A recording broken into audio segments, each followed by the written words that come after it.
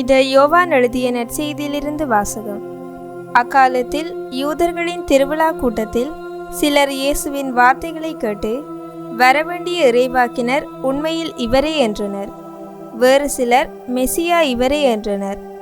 மற்றும் சிலர், கலிலேயாவில் இருந்தா மெசியா வருவார், தாவீதின் மரபில் இருந்தும் அவர் குடியிருந்த பெத்லகேம் ஊரிலிருந்தும் மெசியா வருவார் என்றல்லவா மறைநூல் கூறுகின்றது என்றனர்.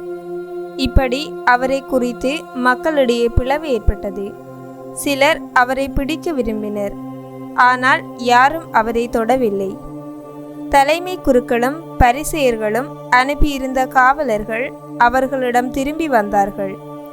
அவர்கள் காவலர்களிடம், ஏன் அவனை பிடித்து கொண்டு வரவில்லை என்று கேட்டார்கள். காவலர் மறுமொழியாக, அவரை போல எவரும் ஒன்றுமே பேசியதில்லை என்றனர்.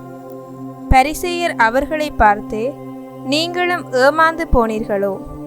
தலைவர்களிலாவது பரிசேயர்களிலாவது அவனை நம்புவோர் யாராவது உண்டா?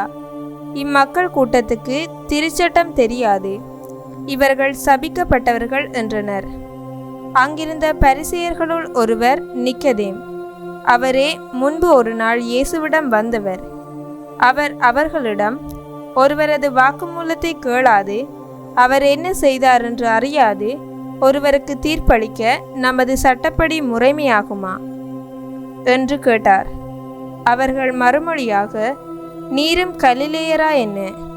மறைநூலை துருவி ஆய்ந்து பாரும், அப்போது கலிலேயாவிலிருந்து இறைவாக்கினர் யாரும் தோன்றுவதில்லை என்பதை அறிந்து கொள்வீர் என்றார்கள். அவர்கள் ஒவ்வொருவரும் அவரவர் வீட்டுக்கு சென்றார்கள். கிறிஸ்து விளங்கும் நற்செய்தி.